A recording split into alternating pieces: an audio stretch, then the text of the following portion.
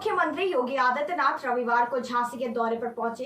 झांसी पहुंचकर मुख्यमंत्री ने सबसे पहले कलेक्ट्रेट से इंटीग्रेटेड कोविड कमांड सेंटर का निरीक्षण किया। कोविड सेंटर के निरीक्षण के दौरान उन्होंने कहा कि गंभीर मरीजों को लेकर किसी तरह की लापरवाही न बरती जाए। वहीं मुख्यमंत्री के दौरे के बीच अपनी मांगों को लेकर ज्ञापन देने पहुंचे जूनियर डॉक्टरों को पुलिस ने खदेड़ दिया और 4 को गिरफ्तार भी कर लिया। देखिए 20 मिनट तक कमांड सेंटर का निरीक्षण करने के बाद मुख्यमंत्री महारानी लक्ष्मीबाई मेडिकल कॉलेज के सभागार में पहुंचे। यहां वे झांसी मंडल के जनप्रतिनिधियों, जिले के अधिकारियों व मेडिकल कॉलेज के अधिकारियों के साथ समीक्षा बैठक की। इसके बाद मंडल के जालौन और ललितपुर जिले के जिलाधिकारी व अन्य अफसर वीडियो कॉन्फ्रेंसिंग के जरिए बैठक में जुड़े। बैठक में मुख्यमंत्री जनप्रतिनिधियों व अफसरों से सीधा संवाद कर कोरोना की दूसरी लहर में सामने आई कमियों व तीसरी लहर से निपटने की तैयारियों पर चर्चा कर रहे हैं। बैठक के बाद झांसी के बड़ा गांव ब्लॉक के गांव गढ़मऊ के आरोग्य केंद्र का जायजा लेकर औचक निरीक्षण किया। के खिलाफ देश की जिस लड़ाई में आदरणीय प्रधानमंत्री जी का नेतृत्व और मार्गदर्शन प्राप्त हो रहा है, देश की सबसे बड़ी आबादी का राज्य उत्तर प्रदेश अपने जनप्रतिनिधियों, प्रशासनिक team, health workers, corona warriors और जनता जनार्दन के सहयोग से मजबूती से इस लड़ाई को लड़ रही है और उसके परिणाम भी हमारे सामने आ रहे हैं।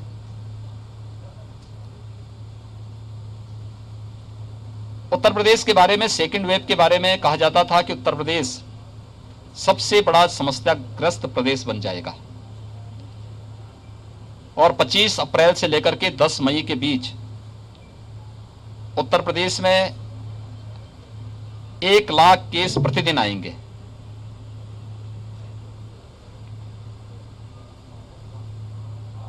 उत्तर प्रदेश ने सफलतापूर्वक इसको फेस किया और ये समस्या नहीं आने दी। पिछले प्रदेश के अंदर जो सब मैक्सिमम जो प्रतिदिन पॉजिटिव केस आए थे वह 24 अप्रैल को आए थे 38,000 और प्रदेश के अंदर हम लोगों ने यहां पर जब पॉजिटिविटी ज्यादा थी और रिकवरी कम थी तब यहां पे सक्रिय केसेस की संख्या थी 3,10,000, यानी जो एक्टिव केस थे 3,10,000 थे।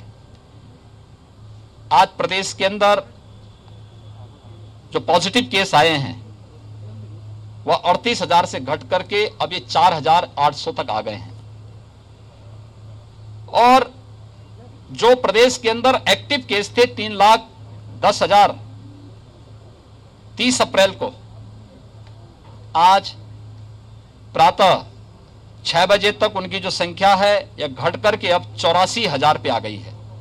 यानी हम लोगों ने पिछले 22 दिनों के अंदर 2,26,000 से अधिक एक्टिव केस को रिकवर करके उन्हें सकुशल घर भेजा है।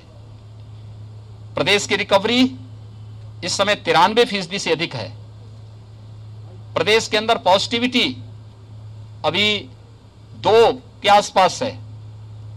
लगातार प्रयास किए जा रहे हैं। टेस्टिंग प्रदेश की सर्वाधिक है। 4,67,00,000 से अधिक टेस्ट वर्तमान में प्रदेश यहां पे कर चुका है, लेकिन फर्स्ट वेव और सेकेंड वेव में कुछ अंतर था। फर्स्ट वेव में हमें ऑक्सीजन की किल्लत नहीं हुई, लेकिन सेकेंड वेव में जितनी अधिक संक्रमण था उतनी तेजी के साथ ऑक्सीजन की आपूर्ति की मांग भी बढ़ी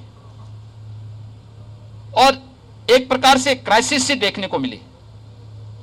हम आभारी हैं भारत सरकार के, जिन्होंने हमें ऑक्सीजन एक्सप्रेस उपलब्ध करवाई, वायुसेना के विमान उपलब्ध करवाए। हम लोगों ने जहां ऑक्सीजन उपलब्ध थी देश में, वहां से ऑक्सीजन एक्सप्रेस के माध्यम से प्रदेश के अलग अलग जनपदों में उपलब्ध करवाने का कार्य किया और आज भारत सरकार के सहयोग से राज्य सरकार और तमाम हमारी अन्य संस्थाएं मिलकर के हर जनपद को ऑक्सीजन के क्षेत्र में आत्मनिर्भर बनाने के लिए भी कार्य कर रही हैं। अकेले इस कमिश्नरी में 15 नए ऑक्सीजन प्लांट लग रहे हैं। झांसी में 6 ऑक्सीजन प्लांट अकेले झांसी में लग रहे हैं। लेकिन हमने थर्ड वेव की भी तैयारी की है। थर्ड वेव के लिए अभी से हर मेडिकल कॉलेज में पीडियाट्रिक आईसीयू के निर्माण की कार्रवाई हमारी प्रारंभ हो चुकी है, हर डिस्ट्रिक्ट हॉस्पिटल में भी। इसके अलावा ग्रामीण क्षेत्र में सीएससीज में भी हम इसको फोकस कर रहे हैं। दूर दराज के लोगों को इस ना आना पर बहुत उनको समस्या ना होने पाए, इसके लिए इसको फोकस करते हुए अभी से इस अभियान को हम लोगों ने लिया है। और इसीलिए मैं बुंदेलखंड के प्रवास पे आया हूं। बुंदेलखंड में भी मैंने झांसी, ललितपुर और जालौन की समीक्षा बैठक ली है। टीम ने यहां पर अच्छा करने का प्रयास किया है और उसमें पूरी टीम मिलकर के इस अभियान को आगे बढ़ा रही है। उसके परिणाम भी सामने आए हैं। जो पॉजिटिविटी रेट यहां पर थी उसमें काफी गिरावट आई है, रिकवरी तेजी के साथ यहां पर बढ़ी है। यानी अगर आप देखेंगे कि यहां पे रिकवरी का जो रेट है वह काफी ज्यादा है और उसका परिणाम है कि अब जो एक्टिव केस हैं इस पूरी कमिश्नरी में वे काफी कम हो गए हैं। निगरानी समितियों ने इस दिशा में बेहतर प्रयास किया है। Door to door survey, screening, लक्षण युक्त व्यक्ति को मेडिसिन किट उपलब्ध कराना और आरआरटी की टीम वहां जाकर के 24 घंटे के अंदर टेस्ट कर सके। टेस्टिंग की क्षमता उत्तर प्रदेश ने बढ़ाई है। आज हमारे यहां उत्तर प्रदेश में 3,17,000 टेस्ट हुए हैं, यानी अब तक का रिकॉर्ड टेस्ट है ये।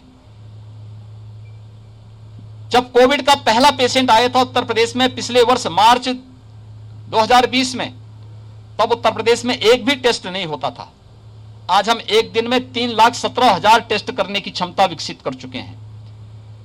कोविड के बेड्स बढ़ाए जा रहे हैं। हर एक स्तर पर एक नए प्रयास हुए हैं। हमारा प्रयास है एक एक व्यक्ति का जीवन अमूल्य है, उसको बचाना है और साथ साथ हर व्यक्ति की जीविका को भी बचाना है। हमने इसके लिए कोविड कर्फ्यू लगाया है। कोरोना कर्फ्यू सामान्य जनजीवन प्रभावित हुए बगैर हमारी कोविड संक्रमण की चेन को तोड़ने की जो नीति है उसको हम सफलतापूर्वक आगे बढ़ा रहे हैं। और कोरोना कर्फ्यू को इसलिए 31 मई तक सुबह 7 बजे तक हम लोगों ने बढ़ाया है। इसमें हमारी आवश्यक सेवाएं चल रही हैं, उद्योग हमारे चल रहे हैं, परिवहन निगम की बसेस उत्तर प्रदेश के अंदर संचालित हो रही हैं, सब्जी मंडी, फल मंडी, गेहूं क्रय केंद्र, कोटे की दुकान, ये सभी हमारे संचालित हो रहे हैं। लेकिन सब में कोविड प्रोटोकॉल का पालन करने के लिए व्यवस्था दी गई है। हर एक प्रकार से व्यवस्था प्रधानमंत्री जी ने प्रधानमंत्री गरीब कल्याण पैकेज के अंतर्गत मई और जून में हर परिवार को 5 किलो खाद्यान्न पर यूनिट देने की व्यवस्था की। और उत्तर प्रदेश सरकार जून, जुलाई, अगस्त में प्रदेश के अंदर 15 करोड़ लोगों को निःशुल्क खाद्यान्न वितरण करने का कार्य करेगा। 1 जून से हम लोगों ने यह व्यवस्था भी की है कि वैक्सीनेशन का कार्यक्रम भी सफलतापूर्वक आगे बढ़ सके। अब तक हम लोग प्रदेश में 1,62,00,000 लोगों को वैक्सीन दे चुके हैं। 18 से 44 के बीच के जो युवा हैं इनको भी वैक्सीन देने की कार्रवाई युद्ध स्तर पर चल रही है। अब तक हम लोगों ने 18 से 44 के बीच की उम्र के 10 लाख से अधिक लोगों को, युवाओं को वैक्सीन दिया है। अभी तक हमारे कमिश्नरी मुख्यालय और कुल 23 जनपद हमारे वर्तमान में 18 से 23 उम्र के लोगों, 18 से 44 वर्ष की उम्र के लोगों के लिए वैक्सीन की कार्रवाई के साथ जुड़े थे। 1 जून से 75 जनपदों में हम वैक्सीनेशन का कार्यक्रम प्रारंभ करेंगे। मैंने इस संबंध में माननीय जनप्रतिनिधियों से भी उनकी सक्रियता के साथ जो भूमिका अब तक रही है उसी सक्रियता के साथ वैक्सीनेशन के कार्यक्रम को सफल बनाने, जीरो वेस्टेज तक पहुंचाने, हर जनपद में न्यायिक अधिकारियों के लिए और मीडिया के लिए अलग से बूथ बनाने और हर यूथ को इसके लिए प्रेरित करने के लिए स्वयं सभी जनप्रतिनिधियों से आग्रह किया है। और गांव-गांव में भी हम लोग लोगों को प्रेरित कर सकें। कॉमन सर्विस सेंटर के माध्यम से ये वैक्सीनेशन का कार्यक्रम हर ग्राम पंचायत में आगे बढ़ सकें, इस दिशा में भी प्रयास प्रारंभ हो रहे हैं। मुझे विश्वास है कि आप सबके सहयोग से हम सफलतापूर्वक इस सदी की सबसे बड़ी महामारी का मुकाबला करने और उसके अपेक्षित परिणाम लाने में सफल होंगे। आप सबसे भी मेरी अपील है, ये महामारी एक सामान्य फ्लू नहीं है, इस सदी की एक महामारी है। केंद्र और प्रदेश सरकार पूरी ताकत के साथ एक एक व्यक्ति के जीवन को बचाने के लिए पूरी ताकत और पूरा संसाधन लगा रही है, और हमारा प्रयास है कि व्यक्ति के जीवन को भी और उसकी जीविका को भी बचाया जाए। आप सबसे मेरा अपील है कि जन जागरण में आपका बहुत बड़ा योगदान है। एक एक व्यक्ति को जागरूक करने में आपकी बहुत बड़ी भूमिका है। हर व्यक्ति से हम इस बारे में कहें कि जो चीज पहले वेव से ही जिन बातों के लिए अपील की जा रही है कि हाई रिस्क कैटेगरी के लोग घर के बाहर न निकलें, 60 साल से ऊपर के लोग, 10 वर्ष से छोटी उम्र के बच्चे, गर्भवती महिलाएं, कमजोर इम्यूनिटी के लोग, एक या एक से अधिक बीमारियों से ग्रसित कोई भी व्यक्ति है, उन्हें अतिरिक्त सावधानी बरतनी पड़ेगी। घर के अंदर रहें, मास्क धारण करें। शेष अन्य लोग अगर आवश्यक नहीं, कोई महत्वपूर्ण कार्य नहीं, तो घर के बाहर न निकले।